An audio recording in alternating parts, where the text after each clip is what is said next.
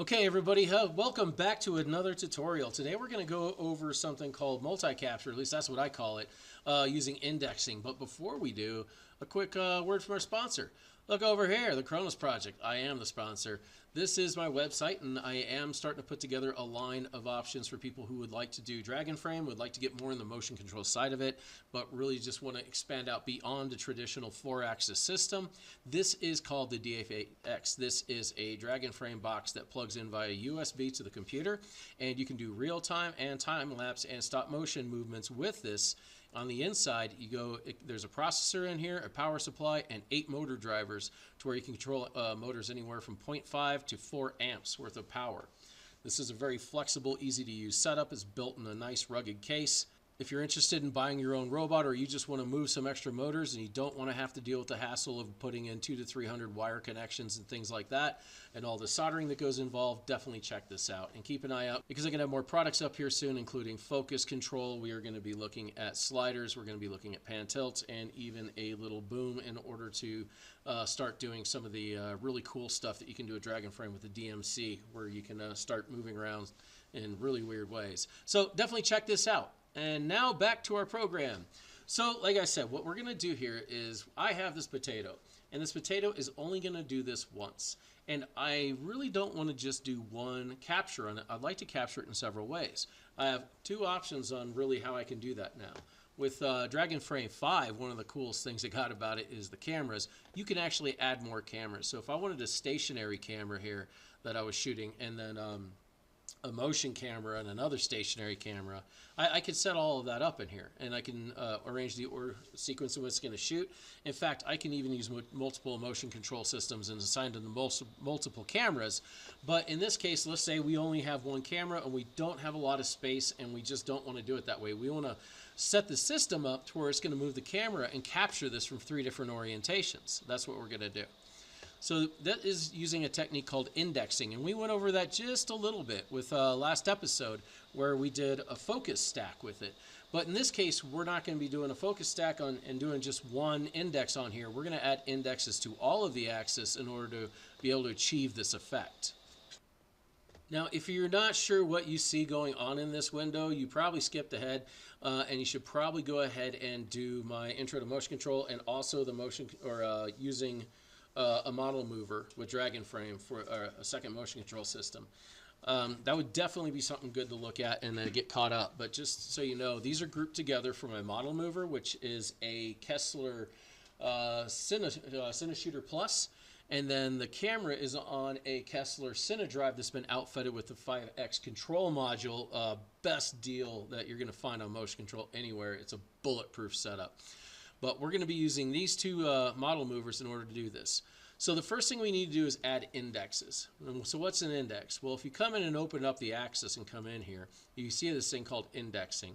And I remember for a long time, I don't know if the instructions had expanded upon this, but I remember when I first started investigating indexing, Dragonframe's manual said indexing is used for indexed moves, and that was as far as it went. But this was a really cool trick to figure out. So I'm going to go ahead and set 3 positions and hit OK. And you see here, now I have 3 different positions. Now it doesn't matter where my timeline is, I still have 3 different positions for that timeline. Obviously the camera can't be in the same all 3 of these positions at the same time unless they are all keyframed at the same location. So what we need to do is figure out how do we get it to where the camera will take an image associated with one move versus the second versus the third. And what we're going to do for that is we are going to go in and we are going to build 2 more exposures, just like this over here. You can also double click on this and hit add exposure and have all that information. Now you see here, I now have an option. X1 pan 1, X2 pan 1, and X3 pan 3. So I can put 2 on 2 and 3 on 3, and that means that each exposure 1 will be associated with this location, this keyframe, exposure 2 with this one, exposure 3 with this one. And I'm going to hit OK. And now if I go back over here, you'll see that it has identified exposure 1 to be associated with position 1 on pan, and exposure 2 on number 2, and 3 on 3. I'll show you another way to do that. It's a little bit easier though. So we're going to go to slide. And we're going to have to do this for all the axes. So we're going to go ahead and do 3. And I'm just going to go here and select 2 and then 3. you may notice that you can't use the same one on there twice, right? You can't use two multiple exposures on the same location, and there's a reason for that, because you can't take one exposure from two different camera locations simultaneously.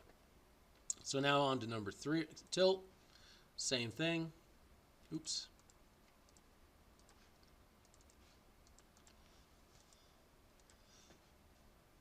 Okay, we're just going to knock all these out. Oh, focus. I went too many on focus.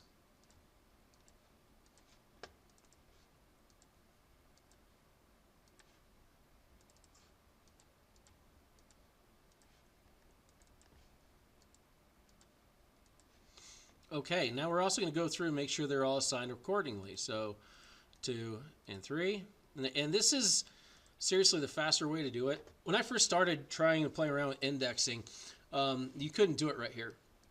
You'd have to go into the cinematography page and open up this to get to the exposure settings, and you would have to go in and set this one to 2, 2, 2, and this one to 3, 3, 3. And it does the same thing, but honestly, it is so much nicer to have it right here. And as you see, just doing that, I already assigned this one to 2, this one to 2, and this one to 2. So we're going to go ahead and do 3, 3, 3.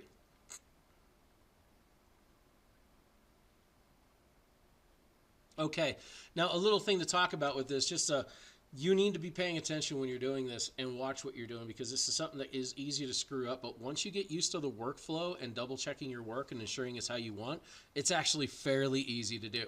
So what we're going to do is go ahead and get started, and we are going to have 3 different images that we're going to do, or 3 different captures, okay, 3 different indexes.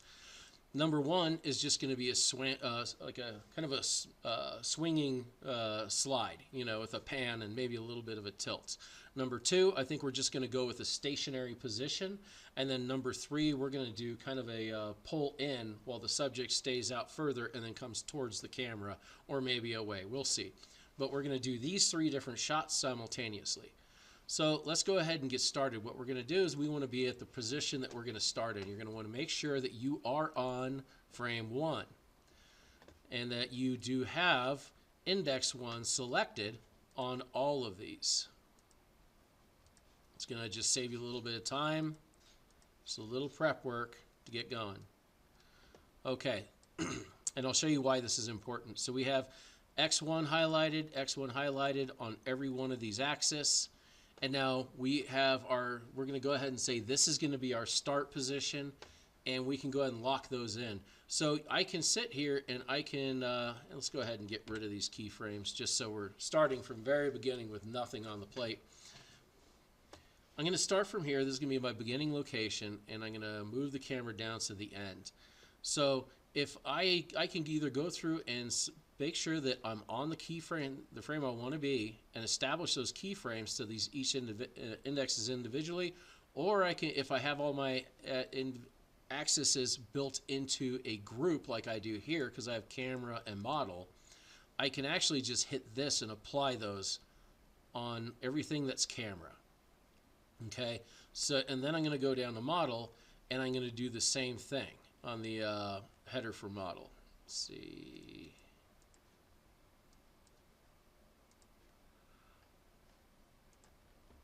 Okay, I don't know why that doesn't want to scroll all the way down. I don't know, maybe bug, Yami, possibly.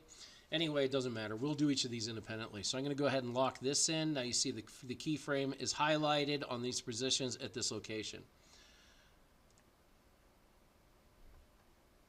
Yeah, that's interesting. It really just doesn't want to... Oh, maybe that'll do it. I think I might have... Oh, here we go. We got them all back. Just a little bug, I guess. Anyway, we have our first position. Now, so now we're just going to go ahead and we are going to move out 60 frames. That's all I'm going to capture on this, because I don't feel like capturing this all day on a potato that I'm not really wanting to film. I just want to demonstrate how you do this. So here we go. We are going to go ahead and I want to just slide the camera. And I'm going to pan the camera. And then I am going to adjust focus.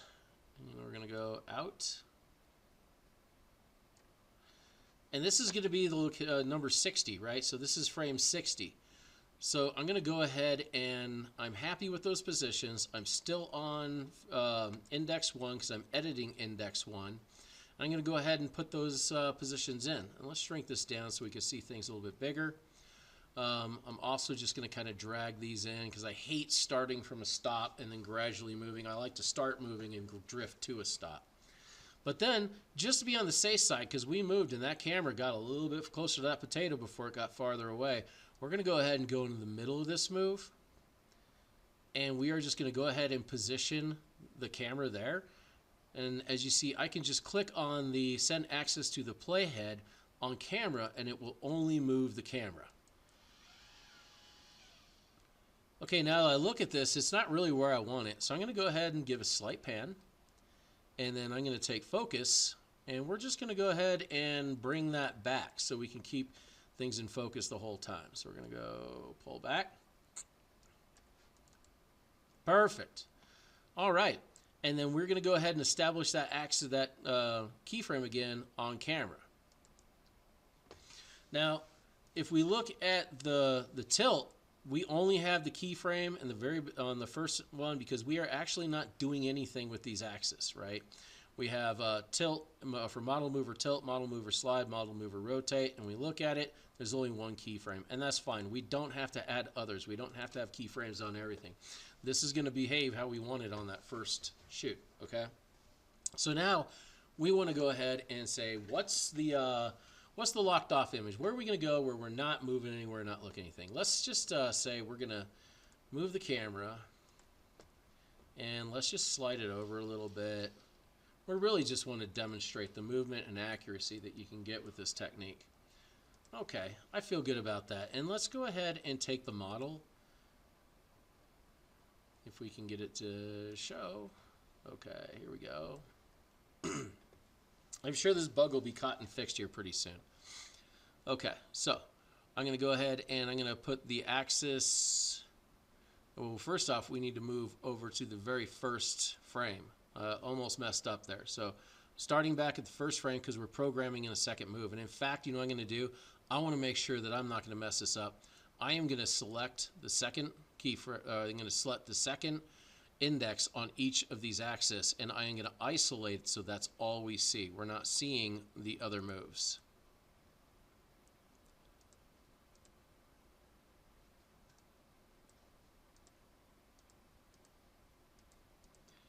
Okay, so what I'm trying to do is make sure that I'm highlighted on index 2 on all of these.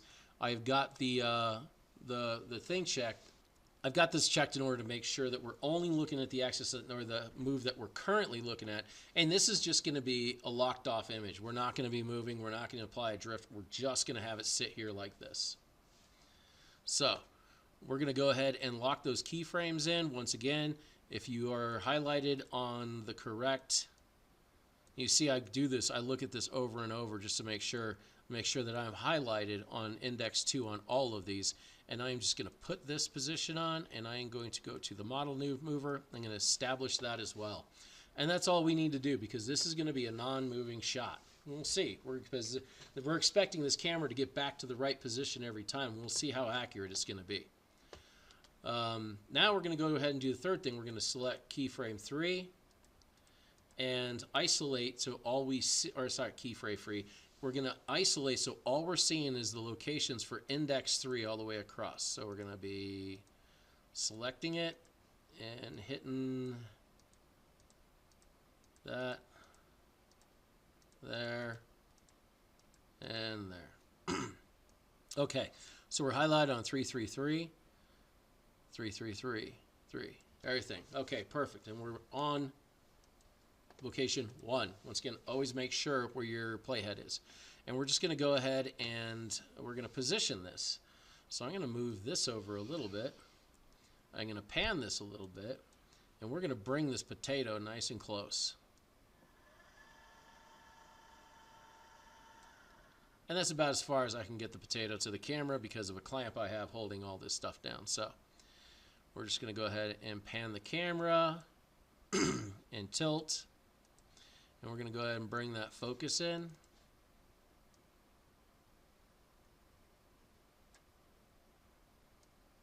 Oops, I hit the end of that there. This is as far as I can bring it in. I forgot, this is not a macro lens. So we're just going to slide this thing out a little bit to get it in the right spot. Okay, so now looking at this, and let me get rid of this. I don't want to see anything except for this move. Okay. All right, we're good. So this is going to be the starting position, and we are going to go ahead and lock these keyframes in. I am highlighted on the third index, so we're going to apply that keyframe to the third index on all of these, and then we are going to go ahead and do the same. Make sure third, all that looks good, and we're going to apply those to this. Now we're going to go back out to frame 60 because that's all we're doing on this, and I'm just going to slide this out a little bit.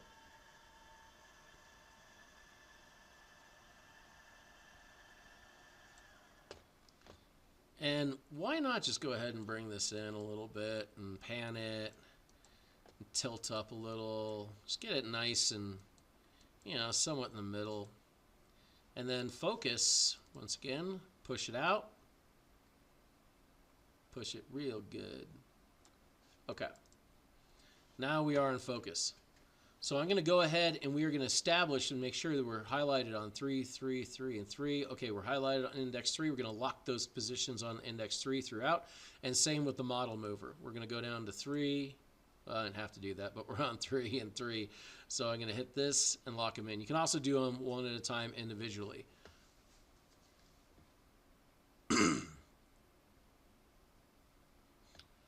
Now, just like the other one, though, since we're moving out, I kind of want to just make sure that everything's going to be looking good for the focus, because that focus is not really linear on any lens. You know, the further out it gets, the further it expands, the faster it expands. Like it's a longer throw to make a short change than it is to get it all the way out to the far end. If you know what I mean. It's not a linear movement. So I can assume that if I'm going to go over here and put the camera to position and put the model mover to position, we probably will not be completely in focus, as I expected. So we're going to bring that back a little bit, and we are going to go ahead and replace the keyframe here, and then we're going to take another point in the middle and go ahead and go here. Oops. There we go. Okay, is that right? All right. I hit the wrong thing. And once again, you can see the focus isn't exactly where we want it. So anytime you go forward and away, you really do have to spend a little bit of time making sure the focus is where you want it to be. So we're going to go ahead and pull this in. Okay. And then we're going to lock that position. And then we're just going to go ahead and go over to the end, because I'm not sure why it's making such an adjustment here unless I pulled something, which I really hope I didn't. Okay, so we're going to focus, focus, focus, and then model mover, I'm going to move that to its position. This model mover thing,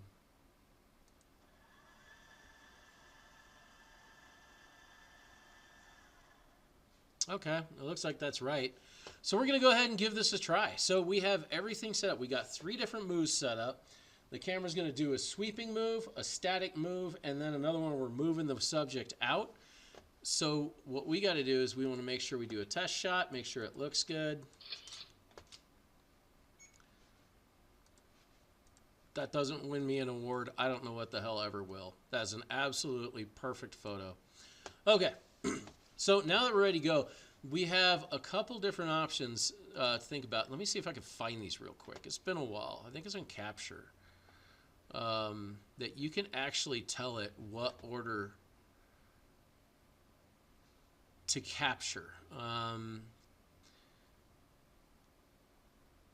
So here it is. Shoot all exposures in the frame and then move to the next frame, or shoot shoot first exposure for all frames and then move to the next exposure. What this means is if you have it set this way, it's going to take frame 1 of exposure 1, then frame 1 of exposure 2, and frame 1 of exposure 3. That is going to go over to frame 2 of exposure 1, frame 2 of exposure 2, and 2 of exposure 3. If you use this method, it shoots it differently. It will shoot the first move, and then it will move over and shoot the second move, and then it will move over and shoot the third move, and it will shoot all frames in those at a time. So it won't be interlacing it. It'll just do it in sequence. So we want to do all exposures in a frame and then move on to the next frame. Now that we have that, we are going to go ahead and just let this run for a while. So this is going to kind of hit like a little bit of a time-lapse mode. Okay, I got the time-lapse set up for the DJI, and we are just going to let this run on the computer. So we're going to do shoot multiple frames, and we're going to shoot 60 frames and capture all of these. So we're going to do yes. We're going to go down to the begin position. And this is where we first started at. Hit OK. So here it takes image 1. Now it's moving over to the other position.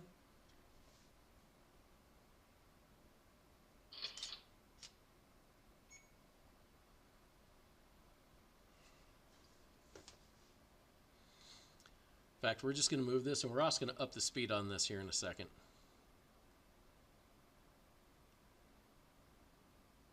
Definitely got to up the speed on this, or this is going to take forever. So I generally recommend doing a move like this. Like right now, it's just creeping up on the model mover. It's going really slow. So we're going to go ahead and let this restore back to the position it's looking at. But you see we got these 3 different angles now that we're going to be capturing. And in order to make this faster, we're going to get rid of this, and I'm going to go to slide, and we're going to do 1 time. So we are not going to be slowing down the slide on here, nor are we going to be slowing down the slide on here. Oops. Go down to here, 1 time speed. And then also on the focus, we're going to make sure that this is set for 1 time speed, because those are the slowest ones we have. Now we're going to do capture, shoot single frame, and let's see how long it takes.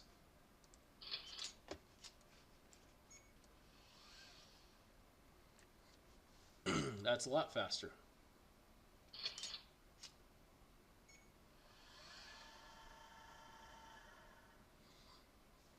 Much nicer. Now let's see how well these lined up. This one did not. This one did. Let's take a quick look at our keyframes. I don't think this is any kind of limit or anything. Let's take a look at our keyframes here real quick and just make sure 1, 2, 3, 1, 2, 3. It looks like it might have been the tilt. Let's go ahead and capture another one and see how it looks. Oops. Okay, well, whatever it does, it seems to be picking up afterwards. I'm not exactly sure what caused that. It seems something on the tilt. So if I'm on, sometimes I'll see that I'll get something like that. And this also could be the way that I have the tilt set up here. And then let me get rid of everything else. Sometimes you got to look and see if maybe something is moving a little bit more exaggerated than you think. But I'm not seeing that. So I'm not exactly sure what to make of that. That's not the position I started out in, but it looks like it's continuing okay. Like this back and forth. That's pretty dead on. So I'm still happy with this. I do always have a little bit of a mass to shoot up and down. I might redo that depending on what I'm doing for this tutorial or not. We're just going to go ahead and let this go. So I'm going to do shoot multiple frames. We're going to do 56 and start. And we're just going to let this go for a bit.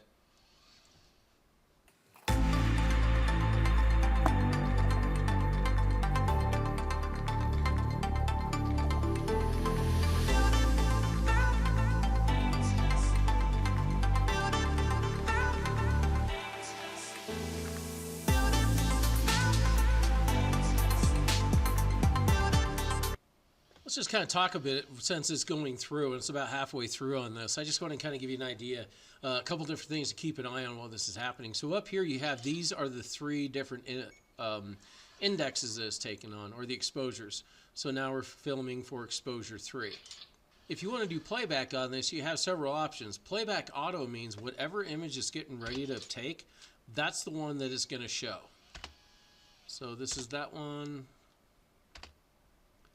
I'm not sure what that little jump is. I think something is getting caught. And then here's the last one. But if I want to just see the first one, I can, or whichever, I can select whichever one I want to play back. So if I do playback 1, it will only show me number 1. If I do playback number 2, it'll always show me number 2 no matter what. And playback number 3, same. So back to the capture.